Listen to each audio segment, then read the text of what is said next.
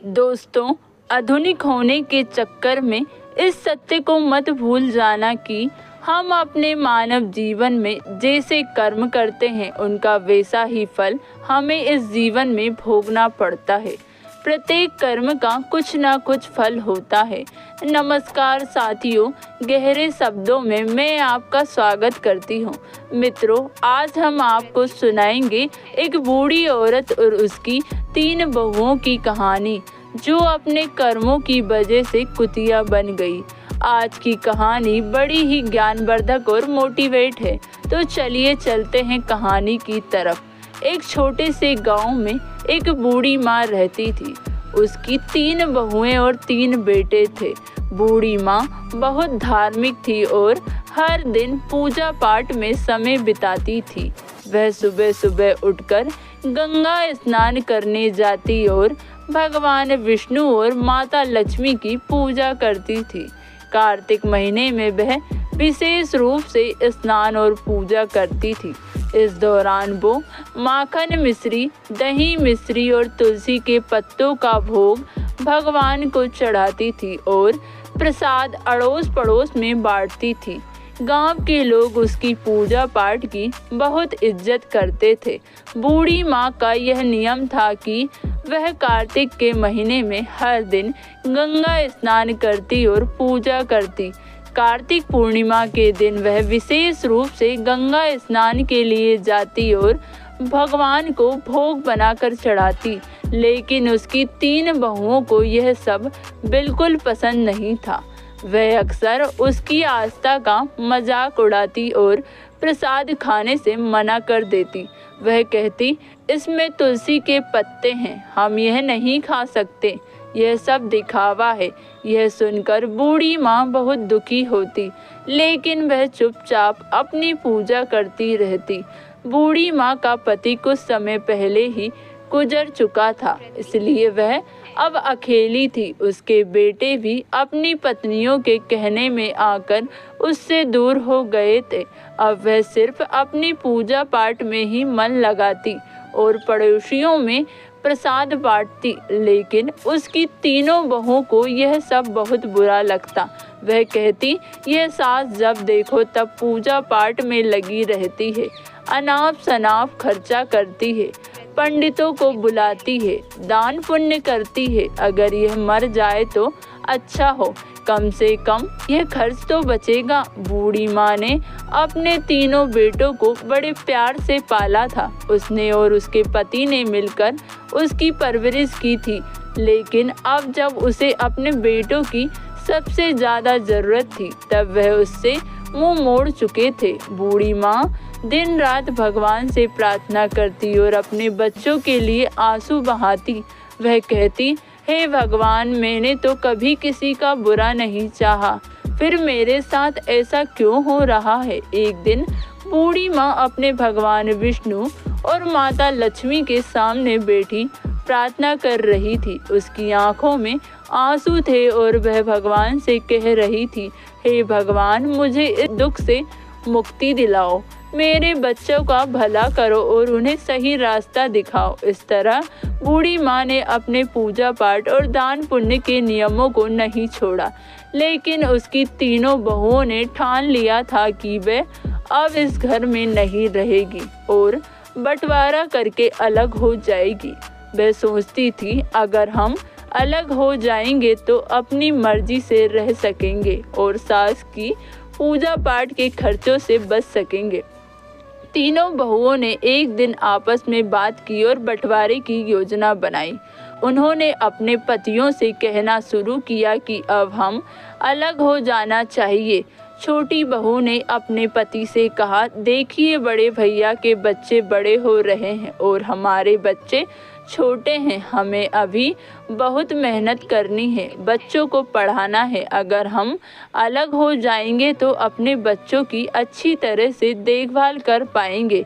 सास का खर्चा बहुत ज़्यादा है, हर समय पूजा पाठ में लगी रहती है और बहुत पैसा खर्च करती है। मंझली बहू ने भी अपने पति को समझाया, देखिए, अब बंटवारा हो जाना चाहिए, हम अपनी मर्जी से रहेंगे, क्या खर्चा करना है क्या नहीं करना, यह हम खुद तय करेंगे। सास के नखरे और खर्चे अब बर्दाश्त नहीं होते। हमें अलग रहकर अपने बच्चों का ध्यान रखना है। बड़ी बहू ने भी अपने पति से यही बात कही। बच्चे बड़े हो रहे हैं, कल उनका शादी ब्याह करना है। पैसे कमाते रहेंगे और सास खर्चा करती रहेगी तो कैसे चलेगा। हमारे बच्चों का भविष्य सुरक्षित करना है तो हमें अलग होना ही पड़ेगा। तीनों बहुओं ने अपने अपने पतियों को समझाया बुझाकर उनके मन में बंटवारे की बात डाल दी। तीनों भाई बंटवारे के लिए तैयार हो गए। गांव के पंचों को बुलाया गया और घर का बंटवारा करने की बात हुई।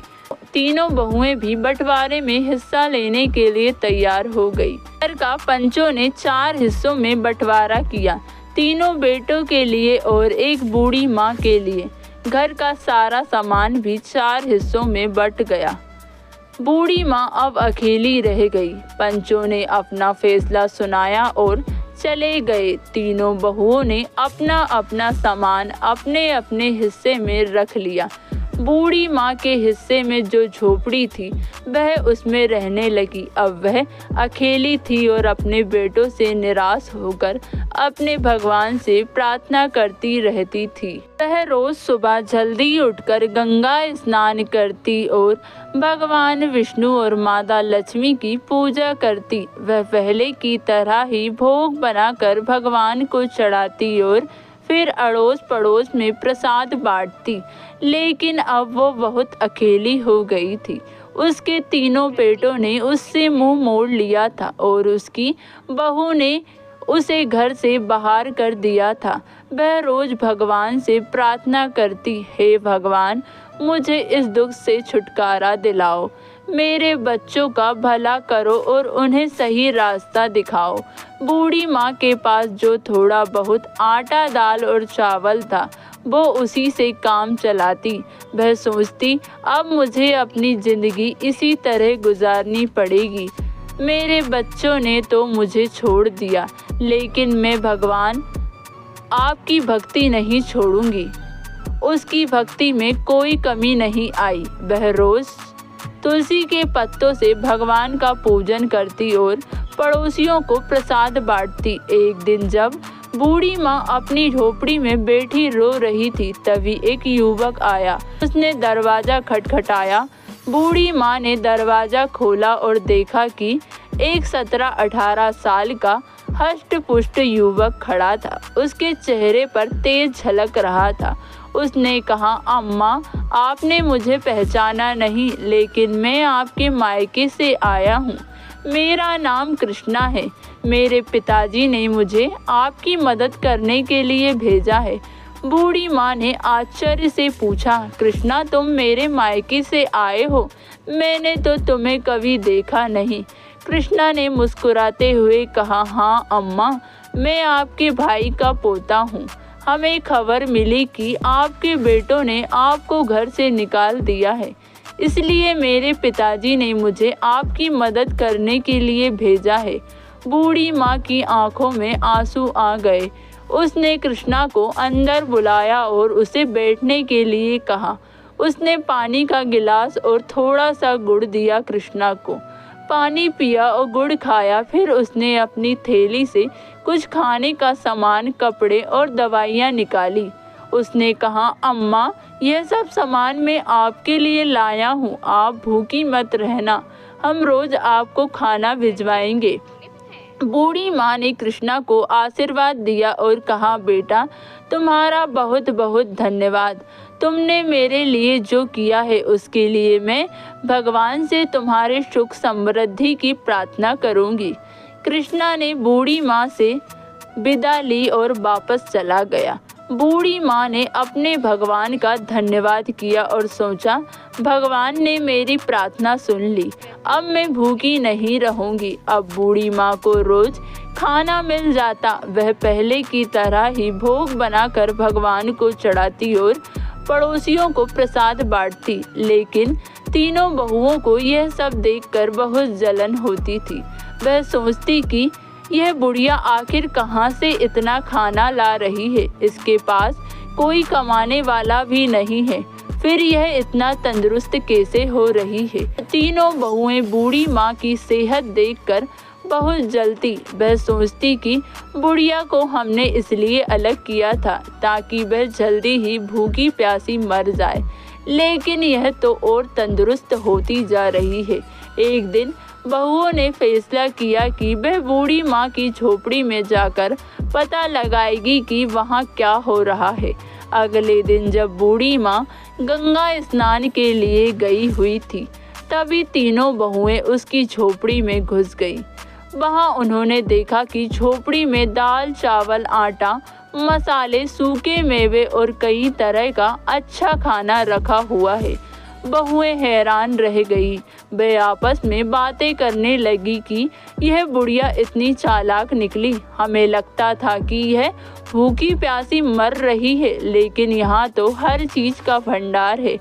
बड़ी बहू ने कहा, इसने ज़रूर हमारे घर से चोरी करके यह सब जमा किया है। हम काम में लगे रहते हैं और यह चोरी चोरी अपना घर भरती रहती है। अब इसे सबक सिखाना होगा। मंझली बहू ने कहा, हाँ, हमें इसे मज़ा चखाना चाहिए। देखते हैं कि इसने यह क्या क्या जमा किया है। छोटी बहू ने भी सहमति जताई। सही कहा, हमें इसके खिलाफ कुछ करना होगा। तीनों बहुएं झोली भर भर कर सामान अपने घर ले जाने लगी। जैसे ही उन्होंने खाने का सामान उठाया, उन्होंने देखा कि उसमें तुलसी के पत्ते हैं। गुस्से में आकर उन्होंने तुलसी के पत्ते नाली में फेंक दिए। यह देखकर वह और भी क्रोधित हो गई और सामान उठाकर बाहर जाने लगी। तभी एक अजीब घटना घटी। तीनों बहुओं ने देखा कि उनके शरीर पैर धीरे धीरे कुत्ते के पंजे में बदलने लगे। वह डर गई और चिल्लाने लगी, लेकिन कोई उनकी मदद नहीं कर पाया। कुछ ही पलों में तीनों बहुएं कुतियां बन गई। गांव में हड़कंप मच गया। बच्चों और पतियों ने जब यह देखा तो वह हैरान रह गए। उन तीनों के बच्चे चिल्लाने लगे, मम्मी कुतिया बन गई। पापा देखो, यह मम्मी को क्या हो गया। तीनों बहुओं के पति समझ नहीं पा रहे थे कि यह कैसे हुआ। उन्होंने कोशिश की कि कुतिया को घर से बाहर भगाएं, लेकिन वह घर के आंगन को छोड़ने को तैयार नहीं हो थी। वह अपनी भाषा में कुछ समझाने की कोशिश कर रही थी, लेकिन कोई उनकी बात समझ नहीं पा रहा था। बच्चे रो रहे थे और पतियों को भी रोना आ रहा था। उन्होंने अपने बच्चों को संभालते हुए कहा, चलो अब कुछ नहीं किया जा सकता, हमें माँ का इंतज़ार करना होगा। शायद वही कुछ हल बता सके। गांव के लोग भी इकट्ठा हो गए और सोचने लगे कि यह अनहोनी कैसे हुई। सबने बूढ़ी माँ की वापसी का इंतज़ार करने का फैसला किया। बूढ़ी माँ को अब अपने रोज के जीवन में थोड़ी राहत मिल रही थी। कृष्णा रोज खाना रख जाता था और बूढ़ी माँ भगवान का भोग लगाकर पहले की तरह प्रसाद बांटती थी, लेकिन उसे इस बात का कोई अंदाज़ा नहीं था कि उसके घर में क्या हो रहा है। उसे यही लगता था कि सब कुछ पहले जैसा ही चल रहा है। इधर तीनों बहुएं कुतियां बनकर घर के आंगन में बैठी थी। उसके पतियों को घर का सारा काम करना पड़ रहा था। वह बहुत परेशान थे और अपनी पत्नियों की वापसी का इंतजार कर रहे थे। गांव के लोग भी इस अजीब घटना से हैरान थे। हर कोई यही कहता कि यह सब बूढ़ी माँ की भक्ति और उसकी तपस्या का फल है। गांव के कुछ लोगों ने बूढ़ी माँ को गंगा स्नान के लिए जाते देखा। उन्होंने सोचा कि अब उसे सारी बात बतानी चाहिए। वह उनके पास गए और बोले, माई, तुम्हारे घर में कुछ अजीब हो रहा है। तुम्हारी तीनों बहुएं कुतियां बन गई है। बूढ़ी माँ को यह सुनकर बहुत आश्चर्य हुआ। उसने सोचा कि यह कैसे संभव हो सकता है। उसने तुरंत गंगा स्नान किया और घर की ओर लौट पड़ी। उसके दिल में बहुत सारी आकांक्षाएं थी। उसने भगवान से प्रार्थना की, हे भगवान, मेरे घर की रक्षा करना और मेरे बच्चों को सही रास्ता दिखाना। जब बूढ़ी माँ घर पहुँची तो उसने देखा कि गांव के लोग उसके घर के सामने इकट्ठा थे। उसने पूछा, क्या हुआ, यह इतनी भीड़ क्यों लगी है?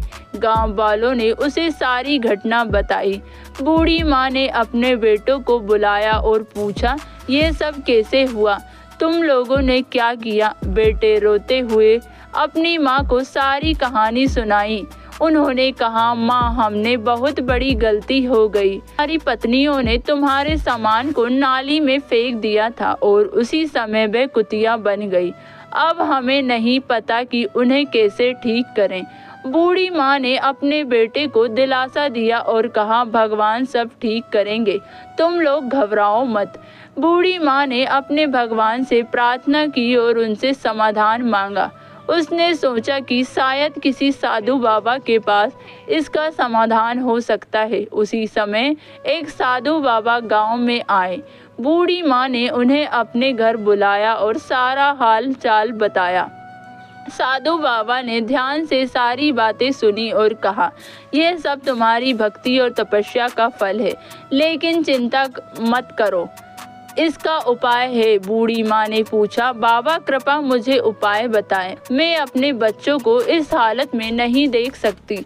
साधु बाबा ने कहा, तुम्हें कार्तिक महीने में विशेष पूजा करनी होगी। तुम्हारे स्नान के पानी से तुम्हारी बहुओं को नहलाना होगा और ब्राह्मणों को भोजन कराकर उनके झूठे भोजन को बहुओं को खिलाना होगा। इससे वह अपने असली रूप में वापस आ जाएगी। बूढ़ी माँ ने साधु बाबा को धन्यवाद दिया और अपने बेटों को यह उपाय बताया। बेटों ने कहा, हाँ माँ, तुम्हारी हर बात मानेंगे, हम इस उपाय को जरूर पूरा करेंगे। बूढ़ी माँ ने कार्तिक महीने की विशेष पूजा की तैयारी शुरू कर दी। उसके तीनों बेटे और गांव के लोग भी इस पूजा में मदद करने लगे। बेटों ने मिलकर पूजा का सारा सामान इकट्ठा किया और भगवान के लिए भोग बनाने की व्यवस्था की। हर सुबह बूढ़ी माँ गंगा स्नान के लिए जाती, स्नान के पानी को एकत्रित करती। उसके बाद वह भगवान विष्णु और माता लक्ष्मी की पूजा करती और फिर अपने पड़ोसियों को प्रसाद बांटती। इस बीच तीनों बहुएं भी कुतिया के रूप में घर के आंगन में बैठी रहती। उनके पतियों को घर का सारा काम करना पड़ता था। बच्चों को अपनी माताओं की बहुत याद आती थी और वे अक्सर रोते हुए अपनी दादी से कहते, दादी, माँ कब ठीक होगी? हमें हमारी माँ वापस चाहिए। बूढ़ी माँ बच्चों को दिलासा देती और कहती, बेटा, भगवान ठीक करेंगे, तुम लोग धैर्य रखो और प्रार्थना कर। बच्चों को शांत करने के लिए वह उनसे कहानियाँ सुनाती और उनके साथ समय बिताती। बूढ़ी माँ ने पूजा के लिए 5 ब्राह्मणों को बुलाया। बेटों ने भी अपनी ओर से 5-5 ब्राह्मणों को बुलाया। इस प्रकार कुल 21 ब्राह्मणों को बुलाया गया।